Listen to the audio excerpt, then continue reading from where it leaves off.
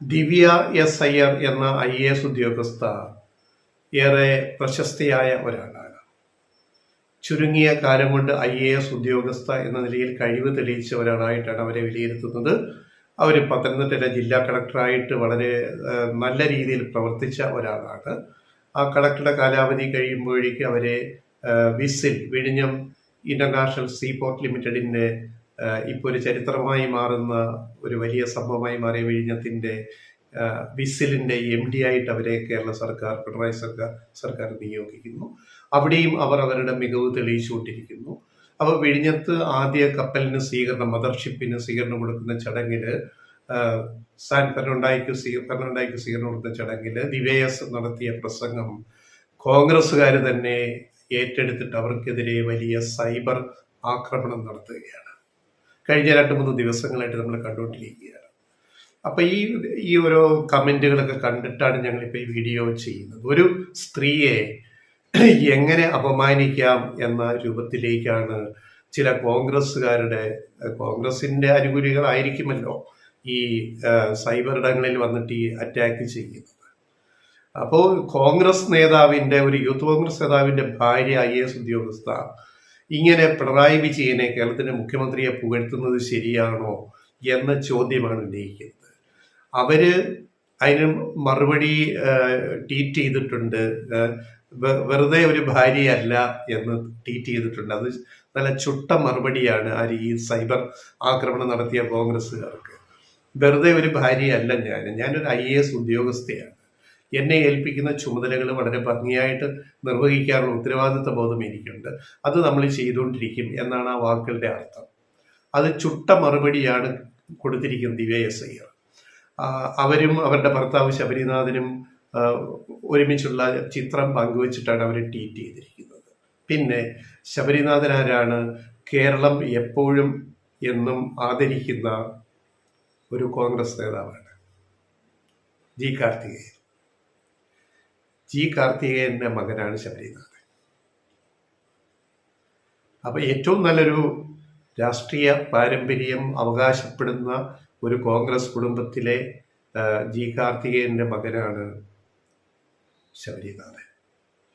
പിന്നെ ശബരിനാഥൻ ദിവ്യ എസ് അയ്യറെ കല്യാണം കഴിച്ചു, വിവാഹം കഴിച്ചു, അവരൊരുമിച്ച് ജീവിക്കുന്നു. അതിനകത്ത് അവരും ഭരണ ചുമതല ഏറ്റെടുക്കുന്ന കാര്യങ്ങൾ അവർ നിർവഹിക്കുന്നു. അതിൻ്റെ പേരിൽ അവരെ ഈ കോൺഗ്രസ്സിലെ ചിലര് ഇങ്ങനെ സൈബർ ആക്രമണം നടത്തുന്നത് ശരിയാണ്? അത് ആരോഗ്യപരമാണോ? അതിനവർ മറുപടി കൊടുത്ത് നമ്മളിപ്പോൾ കണ്ടല്ലോ. ഇനി എന്താ അവർ പറഞ്ഞതിൽ എവിടെയാണ് തെറ്റുള്ളത് എന്ന് നമ്മളൊന്ന് വിലയിരുത്തുക.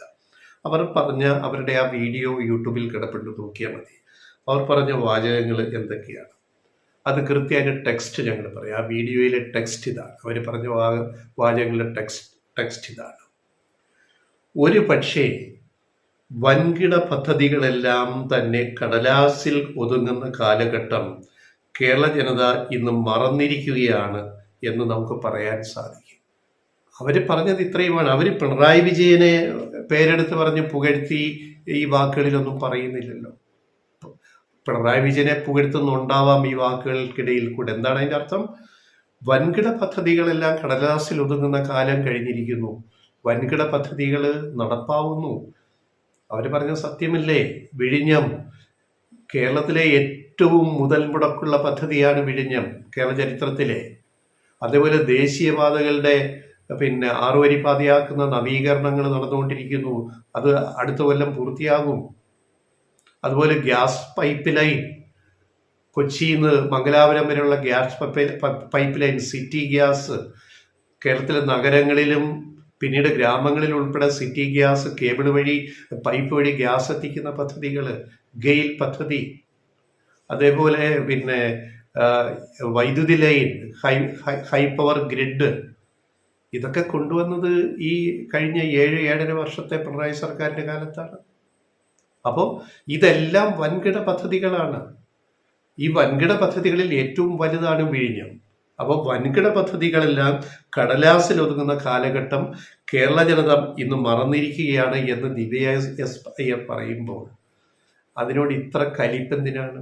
കലിപ്പ് കൊണ്ട് മുഖ്യമന്ത്രി സ്ഥാനം ഒഴിയുന്നതിന് തൊട്ടു മുമ്പ് ഉമ്മൻചാണ്ടി സർക്കാർ, ഉമ്മൻചാണ്ടി ധാരണാപത്രം അദാനിയുമായിട്ട് ഒപ്പുവെച്ചിട്ട് ഇറങ്ങിപ്പോയി. അദാനിക്ക് ഏറ്റവും ഗുണം കിട്ടുന്ന ഒരു കരാറ് ഞങ്ങൾ മുമ്പ് വീഡിയോയിൽ പറഞ്ഞു, അത് ആവർത്തിക്കുന്നില്ല.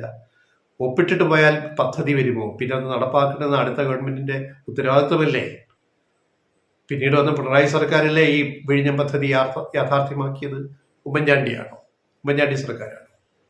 ഒറ്റ കാര്യമേ ഉള്ളൂ, ഈ വിഴിഞ്ഞം പദ്ധതിയുടെ ഉദ്ഘാടനം ഇപ്പം നടന്നപ്പോൾ, ഫസ്റ്റ് മദർഷിപ്പ് വന്നപ്പോൾ ഇവിടുത്തെ മാധ്യമങ്ങൾ എന്താ ചെയ്തത്? കോൺഗ്രസ്സുകാരെ മാറ്റി നിർത്തിയിട്ട് ചോദിക്കട്ടെ, മാധ്യമങ്ങൾ എന്താ ചെയ്തത്? അവിടെ പിണറായി വിജയന് ഒരു ക്രെഡിറ്റ് കൊടുക്കാൻ, അല്ലെ പിണറായി സർക്കാരിന് ഒരു ക്രെഡിറ്റ് കൊടുക്കാൻ മടിക്കുന്ന മാധ്യമ പ്രവർത്തനം നമ്മൾ കണ്ടതാണ് കഴിഞ്ഞ കുറേ ദിവസം.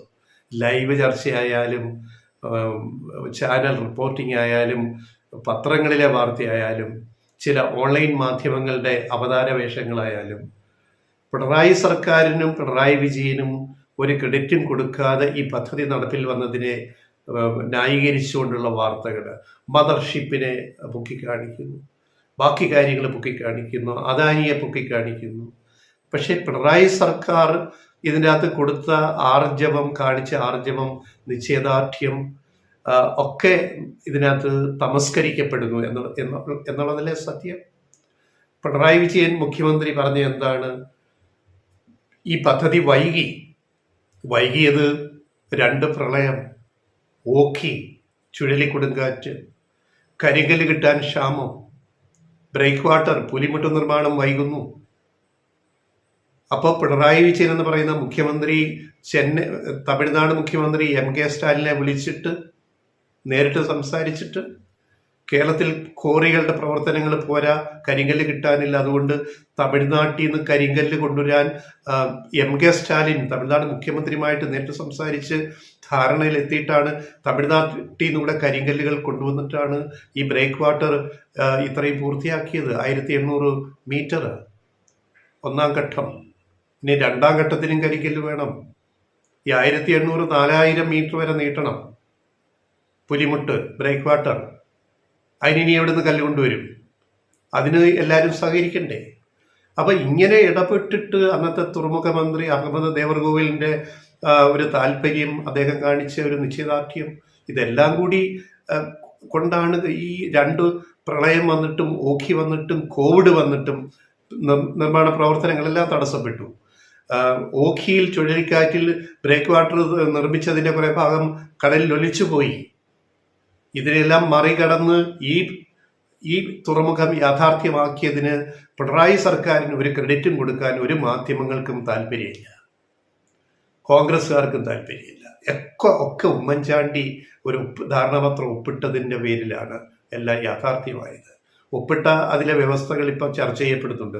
നിങ്ങൾ കൂടുതൽ പറയുന്നില്ല, വീഡിയോ നീണ്ടുപോകും എന്ന് പറയുന്നതുകൊണ്ട്. അപ്പോൾ ഇവിടെ ഈ പദ്ധതികളെല്ലാം തന്നെ കടലാസിൽ ഒതുങ്ങുന്ന കാലഘട്ടം മാറി എന്ന് ദിവ്യ എസ് അയ്യർ എന്ന IAS ഉദ്യോഗസ്ഥ, വിസിലിന്റെ MD, മാനേജിംഗ് ഡയറക്ടർ പറയുമ്പോൾ അതിലെന്താ അസ്വാഭാവികത? ഇത് യാഥാർത്ഥ്യമായില്ലേ? അതിന് പ്രവർത്തിച്ചതാരാണ്? ഇതൊക്കെ നമ്മൾ കാണണ്ടേ? അതിനകത്ത് എന്തിനായി കുത്തിത്തിരിപ്പിന്റെ ആവശ്യം? മാധ്യമങ്ങൾ, ഇവിടുത്തെ ചില കോൺഗ്രസ് സൈബർ ഗുണ്ടകളും ചേർന്ന് നടത്തുന്നത്. ഇതൊന്നും ഇവിടെ വിലപ്പോവില്ല. ഇതിനെയും മുന്നോട്ട് പോകും കാര്യങ്ങൾ എന്ന് മനസ്സിലാക്കുക. അത്രേ ഞങ്ങൾക്ക് പറയാനുള്ളൂ.